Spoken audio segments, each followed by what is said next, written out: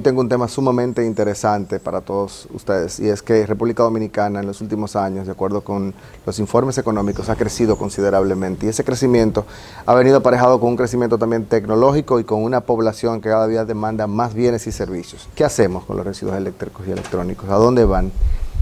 ¿Qué tanto impacto ambiental produce su fabricación? Y tengo la gran oportunidad de tener en el set a un experto dominicano que nos va a decir cuáles son los principales impactos que se producen en la fabricación de los residuos electrónicos, pero además cómo podemos reciclarlos y cómo podemos hacer un negocio a partir de residuos. Bienvenido, David Santiago, qué bueno tenerte aquí, un gran emprendedor dominicano. Muchas gracias, César, por la oportunidad. Bueno, David, tienes una empresa muy interesante. Desde hace muchos años ustedes han estado siendo los pioneros en el país reciclando metales. Cuéntanos un poco acerca de DAC Metal. ¿Quiénes son ustedes? ¿Qué hacen? Bueno, DAC Metal es una empresa zona franca con más de 20 años en el mercado, que se encarga básicamente de trabajar todo lo que son chatarras ferrosas, no ferrosas, residuos electrónicos, papel, cartón, y también tiene una división de plástico. Durante mucho tiempo lo que hemos estado haciendo es que compramos, acopiamos, clasificamos, empacamos y consecuentemente se exporta todo esto que se colecta aquí en el país. Yo sé que ustedes son la empresa más grande del país y parece fácil hoy decirlo, pero también sé que hace muchos años comenzaron recogiendo latitas por todas partes, sí, de la forma más sencilla posible. Cuéntanos cómo se convierte en un negocio pequeño, un nanonegocio, a un negocio hoy que mueve toneladas y toneladas de metales. Bueno, como muchas empresas, mi padre como fundador de ella empieza vendiendo a una empresa local aquí en el país. Luego de ya unos años representa una participación del mercado importante para esta empresa y decide empezar con unos pininos a exportar. Empezamos exportando a Estados Unidos, se hacían contenedores mixtos. Un contenedor mixto es que podía llevar aluminio, un poquito de bronce, un poquito de todo. Luego de que ya empezamos con esa etapa, el negocio va creciendo, viene ese boom que mucha gente vieron, los vehículos que tenían años parados, la gente lo empieza a colectar para venderlos. Y de ahí entonces empieza la empresa a manejar un volumen de operaciones mayor. Cuando ya la empresa entra en este tipo de operación, empezamos a vender directo a fundiciones en Asia, en China, en Corea, directamente a fundiciones ya por contenedores solos. Y ya ahí empieza la cosa a cambiar y a masificar el volumen de operaciones que tenía la empresa. ¿Cómo es el mercado de reciclaje? ¿Cómo se mueve el mercado de metales del país? ¿Qué tanto se recicla? ¿Qué tanto se produce? ¿Dónde están los principales focos de producción de metales? Mira, es un mercado interesante porque a diferencia de otros países, aquí el nivel de industrialización en algunas áreas todavía yo, desde mi punto de vista, considero que es muy bajo. Porque si tú te das cuenta, aquí no tenemos una fundición importante de aluminio que pueda consumir los volúmenes que se producen localmente. O, por ejemplo, con el caso del acero. Hace unos años una empresa reciclaba acero y determinó que vender la energía era más rentable, o no solamente vender la energía, sino que también importar las palanquillas era más factible y ya procesar su producto final. Entonces, como no tenemos una fundición importante, grande, que pueda consumir todo este tipo de residuos o chatarras, como le conocen, entonces estos residuos, chatarras y demás, lo que hace y se procede y se exporta fuera del país a empresas que sí lo puedan fundir y puedan transformar esto en un producto nuevo. No es que no hay fundiciones, pero no son fundiciones que tengan la capacidad de consumir todo lo que se produce aquí en el país. David, yo creo que tú le cuentas a la gente por qué es importante reciclar. Y yo creo, quizás en la medida en que tú reciclas más, no necesitas extraer tanto de la naturaleza y no necesitas impactar tanto el suelo. Así es. ¿Por qué es importante reciclar? Mira, son dos vertientes muy importantes. Número uno, todos los recursos, César, son limitados. Sí. Tú tienes una mina, que es una de las más grandes, pero esa mina tiene una vida útil. Sí. Ese es el número uno. Mientras más podemos reciclar, estamos cerrando también el ciclo del producto, de que llega al consumidor y de que puede volver a transformarse en otro producto y puede llegar nuevamente al consumidor. Y número dos, cuando se recicla, estamos evitando a que estas partículas, metales pesados o en el caso de los residuos electrónicos, que estas tarjetas tienen cadmio, plomo, mercurio, vayan a un área, por ejemplo aquí como un vertedero a cielo abierto y que pueda contaminar inclusive el subsuelo. ¿Cuál es el rol que tiene el Estado Dominicano y en este caso el rol o el apoyo que recibe el sector de reciclaje de metales por parte tanto del Estado y también del Ministerio del Medio Ambiente? Claro. Mira, hay varias leyes. Una de ellas una de las primeras que se elaboró fue en el gobierno del expresidente Leonel Fernández, donde se le exige a cada empresa que exporta chatarra la consecución de que tenía que tener un permiso ambiental, de que tenía que contar con un local de un mínimo de 1000 metros cuadrados y contar con todos los lineamientos, una báscula certificada, que sus empleados contaran con TCS. Y también una parte importante es las empresas que no son zonas francas tenían que contar con un permiso del CIRD. Sí. Y las que son zonas francas por el Consejo de Zonas Francas. Entonces, cuando la empresa obtiene este tipo de permiso, sucede algo muy importante. Todos los contenedores que se van a exportar de chatarra, esta empresa, debidamente reconocida también por la Dirección General de Aduanas, solicita un inspector a planta el día antes o un proceso de 48 horas antes. Entonces este inspector va a la planta y va observando todo lo que se va cargando en el contenedor y emite un certificado de que todo lo que va dentro del contenedor está acorde a lo que se permite exportar. Este certificado es lo que permite y conlleva a que el contenedor pueda ser exportado del país. Y sin lugar a dudas, yo creo que ahí hay un antes y un después, porque ayudó enormemente a disminuir la informalidad del sector. Cuando este residuo electrónico que usted, digamos que lo dispone en la calle, que no debería, y por eso la importancia de David hoy en el set.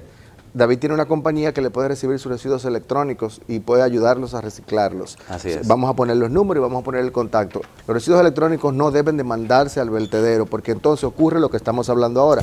Llega este case de la computadora, llega la lavadora, llega lo que sea, y la gente la tira en el suelo, la desarma a golpes o, en el peor de los casos, la quema y produce emisiones.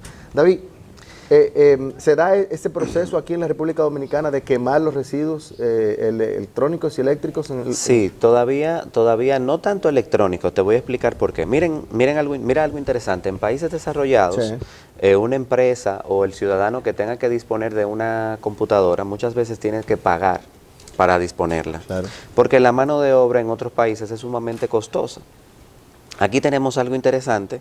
Aquí tenemos personas que cuando ya el residuo electrónico llega a nuestra planta, llega clasificado. Clasificado es que quitan el disco duro, que es aluminio, te quitan la tarjeta madre, ¿verdad? Te quitan la tarjeta madre, que es la tarjeta central, y venden la tarjeta, y todo lo que es el casco, que es acero, venden el casco ya segregado. Todo eso se separa. ¿Y estos cables, David? Estos cables lo pueden vender como cables, pero todavía existe cierta informalidad en el mercado, donde personas sí, te comento, que lo pueden quemar para extraer el cobre. Y todos esos olores, todo el que está ahí recibiendo los olores. Nosotros tenemos un equipo en planta donde trituramos estos cables y este equipo se encarga de segregar lo que es el plástico y segregar lo que es el cobre. En el caso de los televisores, César, sucede algo que las personas a veces en la calle, por ignorancia, las desarman, separan el plástico, separan para extraer el cobre, que es la bobina que tiene el televisor atrás, pero lo rompen y ahí entra al medio ambiente lo que es el mercurio, uno de los metales más peligrosos gravísimo en el mundo. Claro. Entonces, son de las barreras y de la parte también de ignorancia que nos toca seguir trabajando para que la población entienda cómo adecuar las cosas correctamente. En los países desarrollados el residuo electrónico es un dolor de cabeza, porque imagínate en Europa tú poner personas a desarmar el case y segregar parte por parte. Hace unos años yo visitaba una fábrica de automóviles donde producían más o menos 8.000 vehículos diarios en España, SEAT. Y en las pruebas de manejo, cada vehículo que simplemente la goma gritaba un poquito, cac, cac, ya ellos lo descartaban. Y yo le decía, mira, pero es interesante que ustedes lo puedan desarmar el vehículo y puedan extraer el asiento, puedan quitar las lámparas, lo reensamblan. Y él me decía, no, David, es que El costo de fabricación de ese automóvil puede ser 5.000 euros, pero desarmarlo me sale más caro que simplemente chatarrearlo. Wow. Imagínate con un vehículo de 5.000 euros, imagínate lo que representaría una computadora, una televisión, un artefacto ya completamente inservible. Entonces, era un dolor de cabeza. Ellos lo que hacen es que lo compactan, lo entran a un triturador. Este triturador te va clasificando con un imán, un magneto, todo lo que es el hierro. Por un lado va saliendo todo lo que es el metal no ferroso, te sale también el cobre. Y recuperas $1.000. Y recupera menos, a lo mejor, pero es la única forma que ellos tenían de atender ese problema. David, y entonces al mercado del reciclaje de los metales y de los residuos electrónicos, ¿le conviene que el petróleo suba o baje? Mira, hay algo interesante con los componentes electrónicos. Los componentes electrónicos, el mayor contenido que tienen, tú puedes encontrar tarjetas con alto contenido de oro. Dame una tarjeta, por favor. Hay tarjetas que pueden contener, por ejemplo, miren acá. ¿Cuánta tecnología, Dios mío? Uf, yo no entiendo absolutamente nada de lo que veo aquí. Miren aquí, por ejemplo, esto es una tarjeta de un componente electrónico. Esto aquí, que se conoce, en español le dicen los dedos, es lo que se entra con algún tipo de conector. Todo esto que está aquí tiene un baño de oro. Eso que tú ves plateado. Le ponen un bañito de oro para mejorar el contacto en el artefacto donde va a entrar. En grandes cantidades, cuando esto lo procesan, pueden extraer oro sin ningún problema. Hay componentes también que tienen plata, hay componentes inclusive que pueden llegar a tener rhodium. Estamos hablando de que por una tonelada de residuos electrónicos tú puedes sacar un par de onzas de oro fácilmente. Sí. Wow. Es así, es así. Clasifican también y se segrega la parte de cobre, se puede segregar también el estaño, un sinnúmero de metales que se pueden extraer sin ningún tipo de problema. Pero eso no se hace aquí. No, aquí no. Tú lo que haces aquí es que, digamos que segrega. Exacto.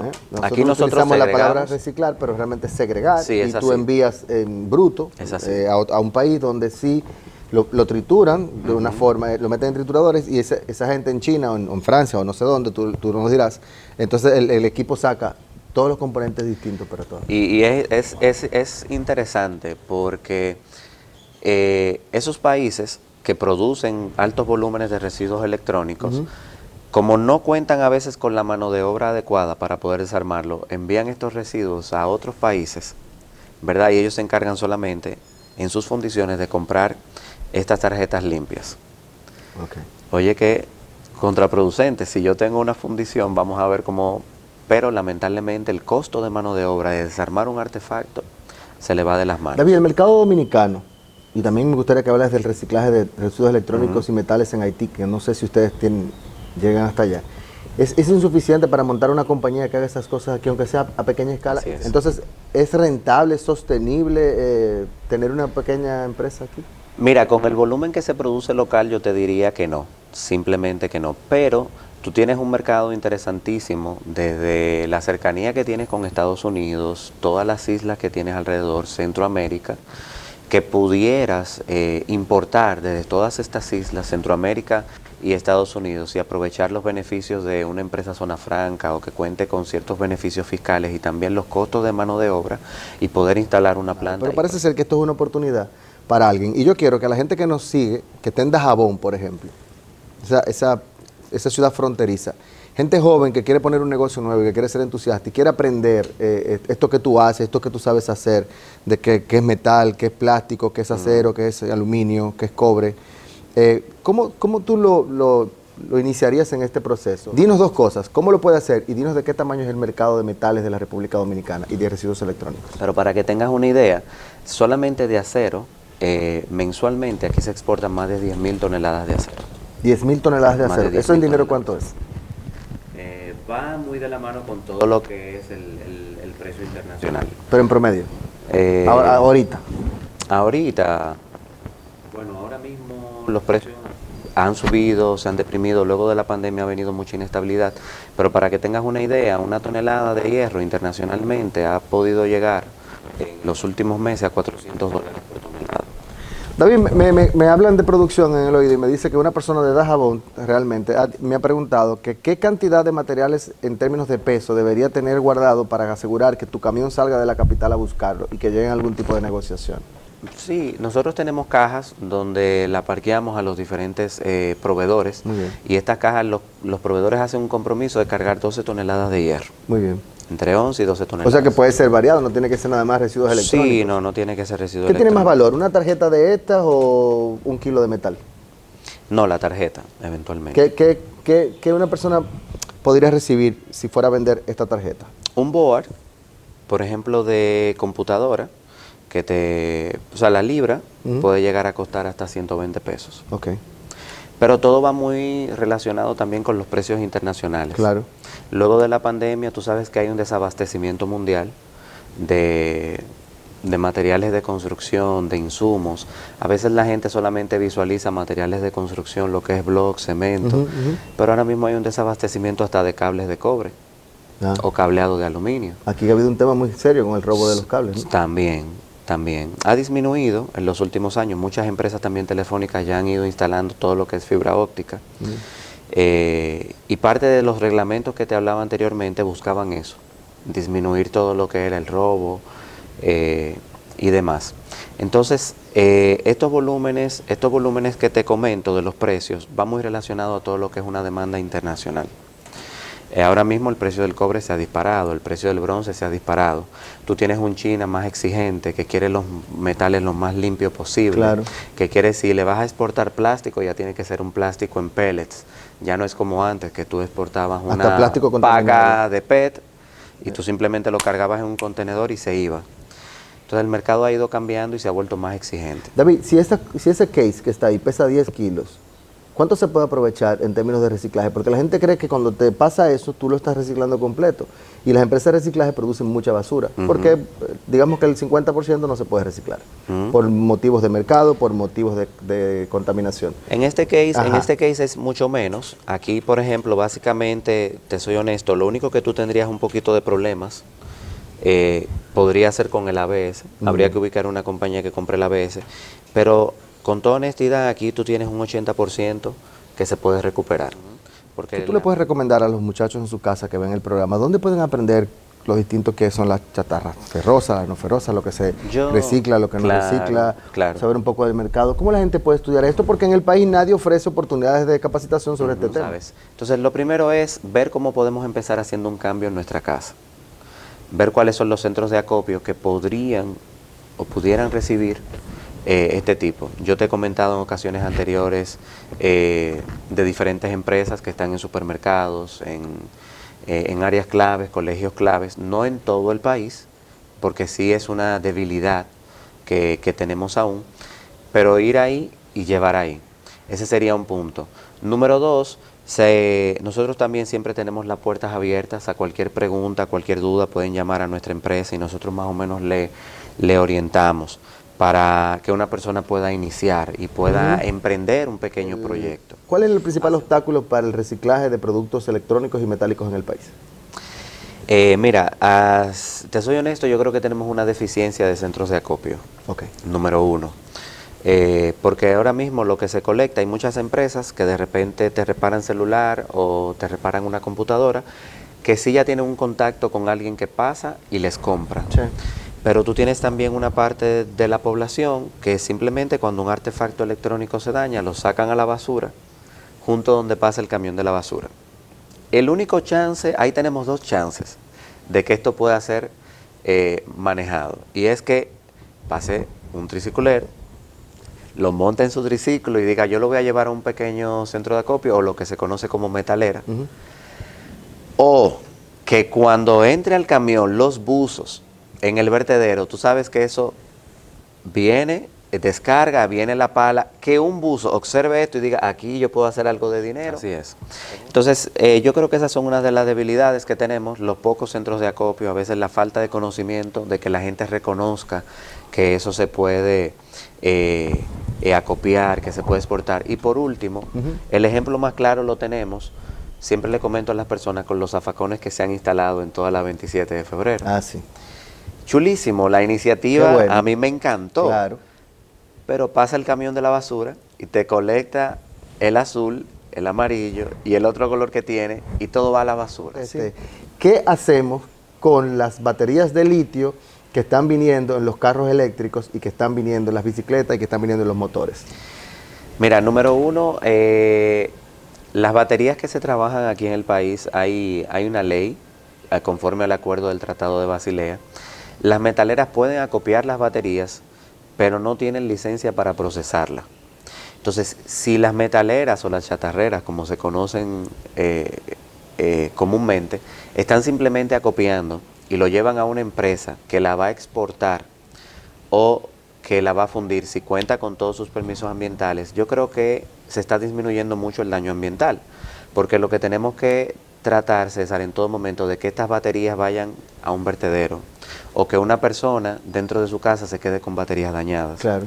Cuando una persona se queda en su casa con baterías dañadas, el olor de plomo, el plomo en los niños es sumamente fatal, contaminante. en las embarazadas. Y eso se te va y, oye, se te puede ir hasta la sangre. Fatal. Se te puede ir hasta la sangre. Entonces, yo creo que más que un daño es un bien. Sobre todo que las empresas que están exportando baterías, están comprando las baterías intactas con el ácido dentro. ¿Entiendes? Sí, o sea, que una mala práctica es agarrar la batería, que mucha gente la agarra, vacía el ácido en cualquier lugar. Eso sí es una eso mala es una práctica. muy mala práctica. Las baterías deben de reciclarse y entregarse al reciclador con todo, Así y sus es. tapas y sus líquidos. Así ¿ves? es. Y recuerda que si la estuvieran vertiendo, la batería le va a pesar menos y el Claro. valor de recuperación va a ser menor. Entonces ellos simplemente la copian y buscan a quién venderla.